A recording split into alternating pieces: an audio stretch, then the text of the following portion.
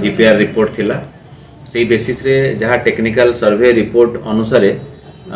जहाँ अनुसंधान रे आसी बा वैज्ञानिक सर्वेक्षण रे आसी तार आधार से सुंदर भाव में करें आम आशा करूँ एवं यही संबंध रे छत्तीसा नियोग बैठक रे भी आलोचना होता एवं आगरू राज्य सरकार मार्गदर्शिका अच्छी तेणु आम एएसआई कर्तृपक्ष को अनुरोध करूँ जितेबले भी मरामती बा संरक्षण कार्य चलो कौन हिसाब से नीति कांति कौन प्रकार प्रतिकूल प्रभाव पड़ो ना बा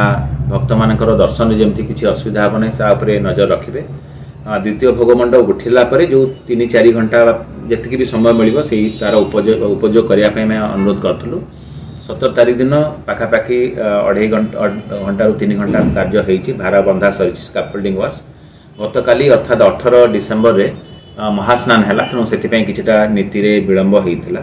तेणु आज आम आशा करूँ आज 19 तारीख डिसेम्बर मास किछिटा हुए तो कम समय मिल पारे किंतु परवर्ती पर्याय जेहेतु पौष मासरे पहली भोग एवं अन्य नीति बहुल कार्यक्रम अच्छी जिते भी समय मिलूँ तार ठीक हिसाब से उपयोग करने आईएसआई को परामर्श देचु आई कार्ड भी इश्यू करा जहाँ भी सिक्योरिटी मेजर्स नवा कथा ताकू भी आम अनुरोध करूँ एवं श्रीमंदिर प्रशासन तरफ पुलिस एवं जिला प्रशासन तरफ समस्त सहयोग जोगे दि जाउछि।